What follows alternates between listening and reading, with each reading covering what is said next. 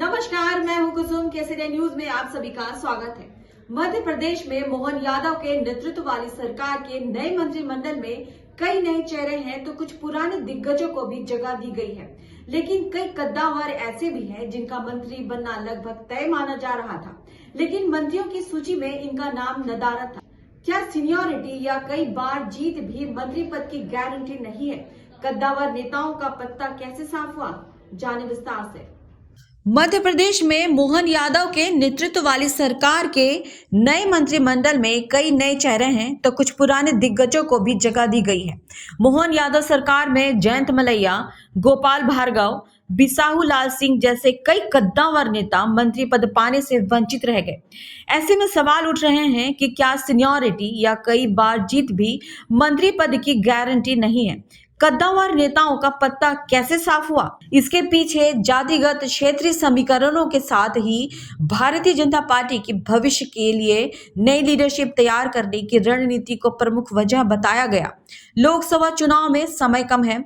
महज 1 से 2 महीने के समय में ही सरकार को बीजेपी के चुनाव घोषणा पत्र के कुछ वादे को पूरे करने ही होंगे।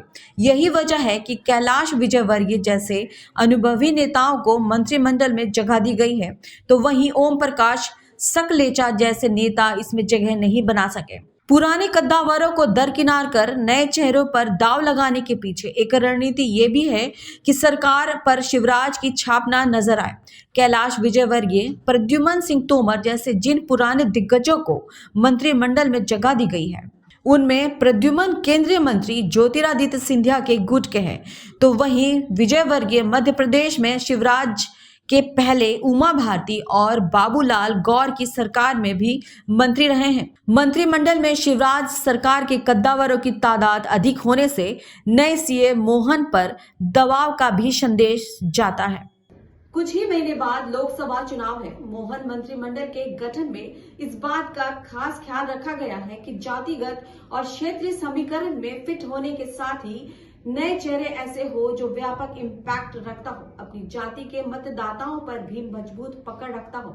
अधिक उम्र और भविष्य की सियासत पर बीजेपी की नजर भी कुछ कद्दावरों के मंत्री बनने की राह में बाधक बनी, जो भविष्य के सियासी सांचे में फिट नहीं बैठे। दुनिया की तमाम खबरों के लिए बने रहिए हमारे साथ और देखते रहिए केसरिया न्यूज।